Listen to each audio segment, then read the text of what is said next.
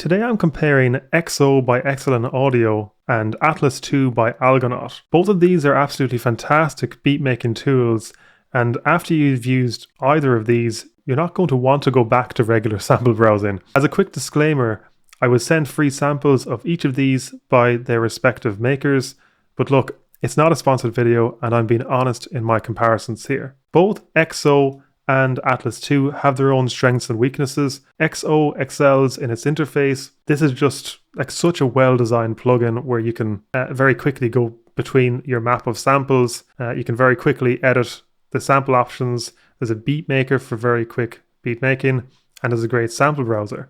Atlast 2 has a lot more options. You can have multiple, you can have multiple maps, and you can do a lot more with it. You can have more sequencing capabilities and also more tracks. But I find it not quite as intuitive to use, and probably because it's a more advanced plugin or that there's more options, they had to fit more into the design of it. But personally, I've been using XO a little bit longer than Atlast 2, but I know enough about both of them that I can compare them quite well. So look, both of these are amazing plugins where it organizes your samples into a map based on their similarity, and you can quickly scroll between them. So for example, I can just click and drag here. The snare sounds, there's kick sounds, hi-hat sounds over there. And the same applies to Atlas. There's a few different views of it. You can click on the earth mode, and if either you can click on it or you can enable this option to trigger map samples when the mouse hovers over them. I personally prefer the galaxy mode, like here. And yeah, so there's multiple maps that you can add on in Atlast 2. That's quite a big pro to Atlast 2, and you can add in separate maps there. Whereas for XO, you need to have, I think there's only one map, and if you import samples onto it, then you're just going to make this map bigger and bigger. For pricing, XO tends to be slightly more expensive. At the time of recording, I believe XO is $129 and Atlast 2 is $99. I believe it's also cheaper if you're upgrading from Atlast 1. XO used to be in two separate pricing plans. There was XO Lite and the main version. I think there's now only one version. I've included links in the description on where to get each of those if you want to get your hands on them or if you want to try out their demos. So for workflow, I find the Excellent Audio's one more streamlined and easy to use. And again, as I said, Atlas is a bit more comprehensive. As for the maps, we have one big map here, and Atlast 2, you can have many different ones. For number of tracks, as you see on the left-hand side, we're limited to 8 separate tracks, whereas it's a lot more flexible for Atlast 2. Presets. So both of these plugins have a lot of really good presets. So if you click up the top here, there's lots of different options. I think that XO has kind of more depth in their drum sounds. So I'll give you some examples here. I'll start with abstract textures.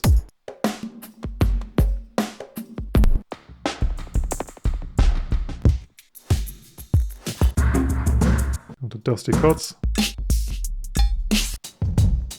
Go back to something different, which is pop deconstructed.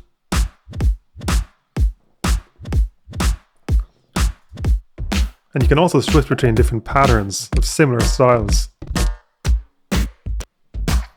And you can also sync it to the host tempo.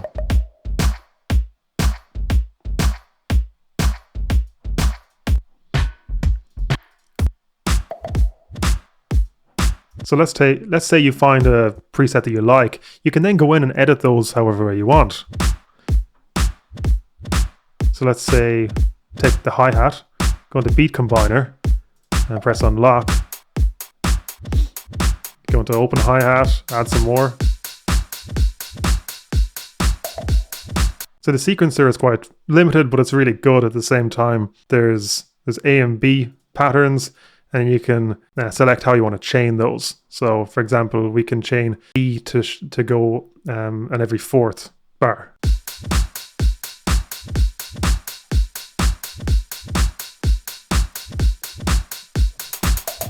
There we go. So that's how the sequencer works in XO. There's a lot more to it. There's lots of sound sculpting options, and it's really, really nice. The sequencer in Atlast 2 is a lot more comprehensive. So initially we saw a grid like this, but you can then go in here and change it to an 8x8 grid, which gives you the opportunity for 64 samples.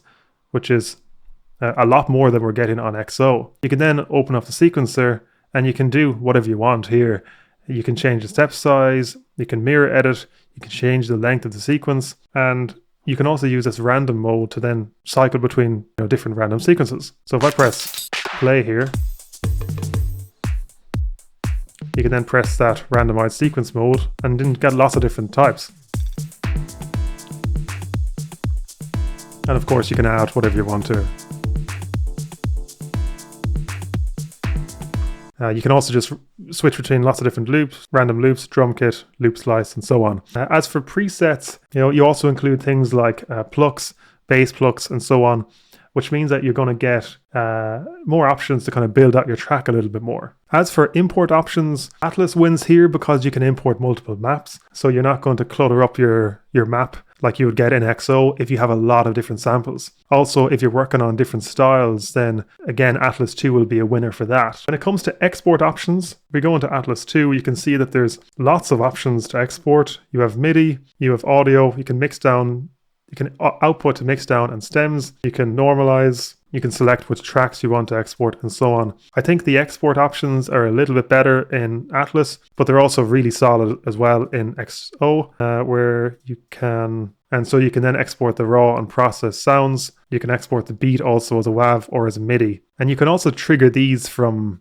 MIDI clips in your DAW as well. So you're not solely basing yourself off the sequencer on this too. So overall, for inspiration, I find that XO is very good, particularly at finding new sounds and really kind of deeper sounds for drum tracks, sculpting the sound, and so on. Atlast 2, I think, is really good for creating more sounds that will be used in the arrangement and bigger sequences. Again, this is up to 64 sounds on this, so you can kind of lose track of what you're working on a little bit. But if you use it well and understand the interface well, then Atlast 2 is a fantastic plugin, and really you're probably not going to go wrong with either one. I personally tend to go for XO more often for drum tracks, but I probably will want to dig a little bit deeper into Atlast 2 just because it just has so many different options. Overall here, I've tried to stay pretty high level with the comparison and not get bogged down, so you can really understand the main differences between the two.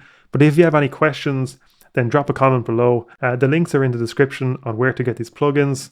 And until next time, thanks for watching.